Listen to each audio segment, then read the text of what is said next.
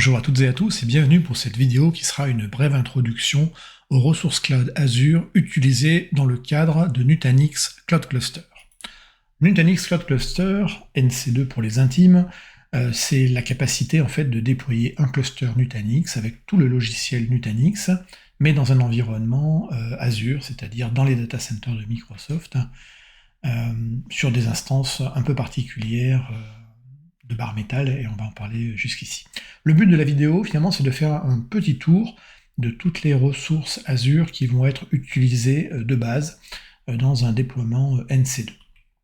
Et pour cela, on va s'appuyer sur une carte mentale comme à mon habitude. La carte est disponible, bien entendu, sur le repo, mais également dans la description de cette vidéo. Donc pour commencer, pour déployer un cluster Nutanix Cloud Cluster dans Azure, la première chose, c'est que on a des ressources spécifiques liées effectivement à cette solution, et ces ressources spécifiques, en fait, ce sont des bare metal.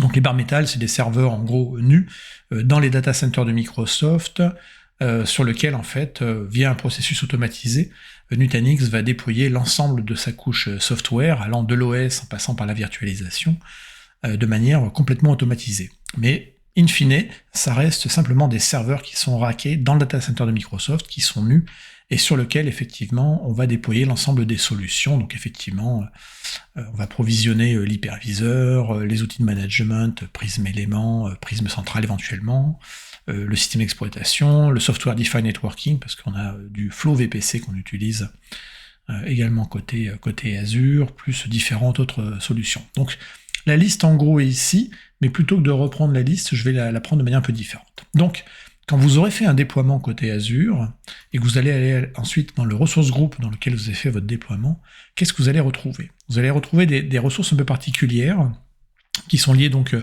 qui sont les bare metal, et qui sont liées à un provider particulier, qui est le Microsoft.Nutanix, et là vous verrez deux types d'objets. Alors pour les voir, il faudra cocher sur Show Hidden Type, dans l'interface, ce sont de base des objets qui ne sont pas montrés, et donc vous allez pouvoir voir la partie bare metal et la partie network interface correspondant aux interfaces réseau liées au bare metal. Ces interfaces réseau, en tant que telles, on verra qu'elles ne sont pas utilisées directement, elles seront associées à des cartes réseau virtuelles tout à fait classiques, des NIC, des Azure NIC, qui elles-mêmes seront reliées du coup à un ou plusieurs réseaux virtuels. Donc en fonction de votre déploiement et de l'interconnectivité que vous allez mettre en place, donc ça important, on fait généralement du Nutanix Cloud Cluster parce qu'on a déjà un environnement Nutanix à demeure ou chez un autre fournisseur de cloud, et on veut faire une solution hybride multi-cloud. Donc on a besoin donc d'une connectivité. Connectivité, ça veut dire du réseau, pas de cloud, pas de réseau, pas de cloud. Et globalement, on a deux options qui s'offrent à nous côté Azure pour faire de l'interconnectivité en mode hybride. La première, mais bien entendu, c'est ExpressRoute, donc solution privative dédiée passant par des fournisseurs, donc des points d'échange, des IX comme Interxion ou Equinix, ou alors, mais aussi on peut également passer par des MPLS avec des Orange, Colt ou autres.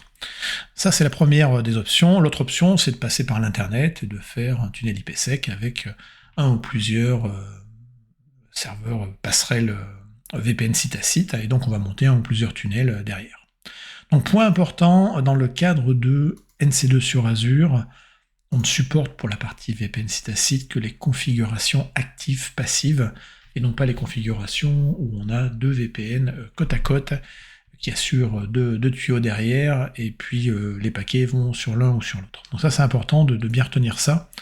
Red flag, si vous avez de l'actif-actif, à ce moment-là, on ne pourra pas avoir de peering avec des sous-réseaux spécifiques, qui sont des sous-réseaux délégués, dont je vais parler juste après, et du coup, ça fait que certains scénarios d'usage ne seront pas possibles. En termes de SKU sur les VPN site à site, on est sur les gateways 1 ou plus derrière, et on va prendre des gateways qui sont mono AZ, dans le sens, on ne veut pas de SKU avec le mot AZ dedans, parce qu'en fait les clusters Nutanix se déploient en mono AZ, et donc ça c'est important pour nous. Ensuite, du côté du réseau, forcément on va brancher ces bare metal et les workloads associés sur des réseaux virtuels dans Azure, c'est tout à fait normal, Et donc, en fonction du déploiement qu'on aura choisi précédemment, à savoir ExpressRoute ou VPN site à site, eh bien, on aura une landing zone différente, entre guillemets, à utiliser. Si on est sur un réseau virtuel qui est interconnecté avec l'on-prem avec de l'ExpressRoute, à ce moment-là, on aura à créer. Donc, soit on le fait au préalable, manuellement vers les interfaces, en ligne de commande ou via l'infrastructure as code. Généralement, c'est ce qu'on fait, infrastructure as code. Soit on peut également laisser l'assistant de déploiement d'un cluster faire l'ensemble de la création des réseaux, mais auquel cas, après, il vous restera à faire la jointure avec votre environnement connecté, c'est-à-dire le hub ou le virtual hub que vous pourrez avoir dans votre infrastructure Azure. Donc, si on a un déploiement et qu'on a, côté Azure, déjà un hub en place avec une connectivité ExpressRoute, à ce moment-là, on a 2 VNets sont nécessaires. Le premier sera le Cluster Management VNet qui va contenir un seul subnet. Ce subnet sera pour les fameux bar metal dont je viens de parler ici. Et donc ces subnets, en fait, seront délégués au Microsoft Bar Metal Azure Hosted Service. Donc, je rappelle que la notion de délégation permet en fait de donner le droit à un service d'aller reconfigurer le réseau. Voilà. Donc c'est quelque chose de particulier qui du coup apporte ces contraintes dans le cadre d'Azure, parce qu'un réseau délégué en fait va avoir des propriétés différentes un subnet délégué aura des propriétés différentes d'un subnet normal. Le deuxième VNet nécessaire dans un déploiement ExpressRoute, ce sera le PC VNet pour Prisme Central, c'est l'outil d'administration dans NC2 sur Azure. Et donc on aura, dans ce VNet-là, plusieurs subnets qui seront mis en place. On aura un PC subnet, Prisme Central subnet, qui lui aussi sera délégué sur Microsoft Bar Metal Azure Hosted Service. Ensuite, on a une interconnexion entre le monde réseau Azure et le monde réseau Nutanix, qui tourne dans ce qu'on appelle des VPC, des Virtual Private Cloud. Et donc la passerelle qui va faire l'interconnexion et la jointure entre ces deux mondes réseau s'appelle la Flow Gateway, d'où le FGW. Et donc la Flow Gateway va avoir 2 interfaces réseau, une connectée sur un subnet dit externe et une sur un subnet dit interne. Donc la Flow Gateway va se matérialiser, on en parlera tout à l'heure, sous la forme d'une machine virtuelle. L'échange des communications avec l'hyperviseur qui tombe sur le bar metal va passer par cette interface-là. Et puis, si on fait de la haute disponibilité, on va donc avec plusieurs passerelles flow, on aura besoin de propager les routes des réseaux Nutanix au travers du protocole standard de propagation qui est BGP. Et donc du coup on aura des BGP speakers, des serveurs BGP qui seront connectés sur un BGP subnet. Donc là on aura du coup 4 subnets dans le VNet qui s'appelle PC VNet et un seul subnet du côté du bar metal. Si on a un déploiement avec une interconnexion sur site, alors à ce moment-là ça devient un petit peu plus compliqué du point de vue des VNet. On a 3 VNet à la place de 2. Là encore, le premier VNet reste la même chose, il est fait pour le cluster et avec un subnet pour les bar metal qui est bien entendu délégué derrière. Voilà. Point important, effectivement, si on est en VPN site à site, il faut absolument qu'on soit en mode actif-passif. Je le répète, si on a un actif-actif, donc ça c'est des paramètres qu'on met au niveau de la passerelle VPN qu'on déploie côté Azure, l'Azure VPN Gateway. Là encore, on peut aussi avoir le phénomène où on a 2 passerelles qui sont sur le même subnet, qui est l'Azure Gateway Subnet, auquel cas ça peut créer des interférences et donc poser un problème derrière pour faire l'appairage, le peering derrière de ces fameux réseaux délégués. Donc attention, respectez bien ça, actif-passif. Prisme Central VNet, lui ne va contenir cette fois-ci dans ce déploiement VPN site à site qu'un seul sous-réseau, donc ce sera le PC Subnet qui lui est délégué. Et ensuite, on aura un réseau dédié pour la partie Flow Gateway, donc un VNet dédié qui lui va se subdiviser. On va retrouver ici le External Subnet, l'Internal Subnet et le BGP Subnet. Voilà. Donc ça, c'est les objets côté réseau qu'on va avoir, couplés à quelques objets supplémentaires. Donc on va avoir des NAT Gateway, donc entre 2 et 3 NAT Gateway. Donc il en faut une pour le bar metal Subnet qui est ici, il en faut une pour le PC Subnet, et il en faut une également pour l'external subnet qui peut être ici. Donc je rappelle qu'une NAT Gateway est associée à un VNet, donc ça veut dire que si on a 3 VNet, il faudra 3 NAT Gateway. Si on a 2 VNet, 2 NAT Gateway suffiront.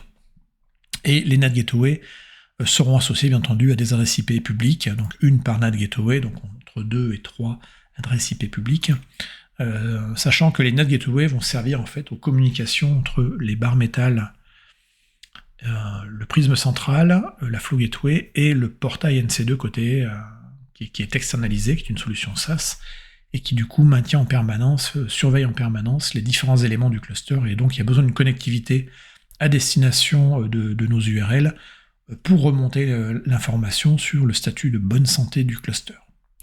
Il y a d'autres options qui permettent... alors l'autre option, ce serait de rediriger les flux par un proxy ou un firewall. Ça, c'est des options un peu plus compliquées à mettre en place. Généralement, souvent, dans les contraintes de base par rapport au déploiement qu'on peut voir, les NAT Gateway, les IP sont le meilleur moyen, en fait, d'assurer cette communication, cette connectivité avec le portail NC2. Route serveur sera utilisé dès qu'on va utiliser en fait des déploiements à haute disponibilité pour la partie Flow Gateway, auquel cas du coup on aura plusieurs VM et donc on aura besoin d'un route serveur. Donc le route serveur il peut être déployé automatiquement si vous faites tout créer. Mais généralement on utilise plutôt, donc si on veut utiliser un route serveur qui est existant, ce qui normalement est le cas, dans ce cas-là, en fait, il faut venir avec ses propres réseaux virtuels qu'on aura créés au préalable, parce que sinon, si c'est l'assistant qui les crée, il ne saura pas faire la liaison avec votre route serveur. Donc les scénarios supportés pour route serveur, c'est quand on a de l'express route, eh bien, on a besoin soit d'un standalone route serveur sans du virtual WAN, et si on utilise une passerelle active VPN site à site, dans ce cas-là, il nous faudra du V1 route serveur. Donc là, on voit qu'effectivement, le choix de l'interconnexion ExpressRoute ou VPN va avoir des impacts sur le type d'ExpressRoute supporté. Et on comprend également que si on veut de l'actif-actif en VPN Gateway, dans ce cas-là, on a absolument besoin d'un Azure Virtual WAN. Et du coup, on utilise nativement le route serveur qui est fourni dans l'Azure Virtual WAN. Donc l'Azure Virtual WAN est une très bonne option, très bonne solution quand on va avoir du cluster NC2. Ça simplifie pas mal les déploiements. Et puis ensuite, dans le réseau Nutanix, donc dans les flows VPC, les flows Virtual Private Cloud, on a un espace d'adressage IP qui peut être routé ou naté vis-à-vis des VNet Azure. Et si on fait du routage, ça veut dire qu'il va falloir définir à un moment des routes en disant pour aller voir les espaces d'adressage, les CIDR qui sont utilisés dans Flow VPC, il va falloir expliquer à Azure comment y aller, et donc lui donner des routes. Et c'est là que vont arriver les User-Defined Routes, qui vont permettre, qu'on va appliquer généralement sur les subnet gateway, donc là j'ai marqué ici le VPN gateway subnet, et donc qui vont permettre de dire je route le trafic vers les CIDR des Nutanix VPC, au travers de l'adresse IP externe de la passerelle Flow. Là encore, les UDR n'ont pas d'intérêt à partir du moment où on va avoir du BGP et des routes serveurs, où là, du coup, tout le monde va propager, les BGP serveurs vont propager l'information sur les CIDR des Flow VPC directement à route serveur. En plus des barres métal, on va avoir des ressources natives Azure de type VM Azure. Alors, elles sont utilisées pour deux usages. Le premier, c'est la Flow Gateway. Donc les Flow Gateway, en fait, vont permettre d'assurer la liaison entre le monde réseau Azure et le monde réseau Nutanix, et les Flow Gateway se matérialisent du coup sous la forme d'une ou plusieurs machines virtuelles. Si on en a plusieurs, on va les dispatcher dans un availability set pour assurer du coup plusieurs domaines de panne et de mise à jour différents, si on a plusieurs VM, et donc assurer une meilleure résilience de l'ensemble. Donc ces VM, ces Flow Gateway VM, il y en a elles sont de deux types. Standard D4V4, donc qui va assurer 10 gigabits de bande passante, ou une standard D32V4 qui va permettre d'assurer derrière une bande passante de 16 gigabits. Quel que soit le choix qu'on va avoir, au total, on peut avoir entre 1 et 4 machines virtuelles pour faire le rôle de Flow Gateway, là encore en fonction des besoins en termes de scalabilité et de résilience. Les machines BGP seront utilisées si on a 2 ou plus de Flow Gateway, et dans ce cas-là, ce sera des standards, maintenant j'ai l'information, ce seront des standards D4V4, exactement comme les machines du dessus, et là on aura 2 machines virtuelles, et ces 2 machines virtuelles vont propager les routes vers le route serveur ici, et donc les ERP, ce sont les External Routing Prefix, donc ce sont les CIDR qui sont utilisés dans FlowVPC.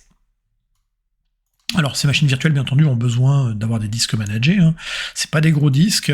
Deux types de disques sont utilisés, les standards SSD E6 en modèle RS, donc Local Redundant Storage, en version, donc ça fera du 64 Go avec du 32 Go derrière. Donc ça, ce sont les disques qui seront utilisés par ces fameuses VM Flow ou VM BGP. On a des Network Security Group qui vont s'appliquer. Alors ils vont s'appliquer principalement sur les interfaces des machines virtuelles de la Flow Gateway qui sont ici. Donc on aura un Network Security Group qui s'appliquera à l'interface externe et un qui s'appliquera à l'interface interne. L'interface externe, c'est celui qu'on viendra modifier, parce que par défaut, il est relativement fermé, et c'est là où on ouvrira les ports qu'on autorise entre le monde du réseau Azure ou du on-prem à destination des VPC. Dernier objet qui va être créé dans un déploiement NC2 Azure, c'est un compte de stockage qui est là pour stocker sous la forme d'images, tout simplement, les images des VM Flow et BGP. Donc en fait automatiquement ces images vont être téléchargées lors du processus d'installation. Il y a un compte de stockage qui est créé par région Azure et par subscription. Il a un nom particulier qui est Nutanix _cluster_prod_storage_rg. Et ensuite le nom des comptes de stockage du ou des comptes de stockage qu'on trouvera à l'intérieur sera une combinaison de l'environnement, de la région et de la subscription ID avec un index derrière. Dans ceux ou ces comptes de stockage, si vous avez plusieurs régions, vous aurez plusieurs comptes, vous trouverez un container qui s'appelle image avec un S, dans lequel on retrouvera un page blob en fait qui correspond à l'image, un ou deux page blobs correspondant aux images de la Flow Gateway, et du BGP VM, et l'image de la VM BGP. Voilà. Eh bien, je crois que j'ai à peu près fait le tour. Donc finalement, rien d'extraordinaire en termes de ressources. On a beaucoup de connectivité, on a un tout petit peu de compute, très peu de stockage finalement. Et le reste, après, le gros, entre guillemets, des ressources très spécifiques au déploiement NC2, effectivement, ce sera la partie Nutanix, Bare Metal et Network Interface. Voilà, cette vidéo est maintenant terminée. J'espère que vous avez une vision un peu plus claire des différentes briques Azure qu'on utilise dans le cadre d'un cluster Nutanix Cloud Cluster dans Azure. N'hésitez pas à regarder les autres vidéos de la playlist. Merci et à bientôt.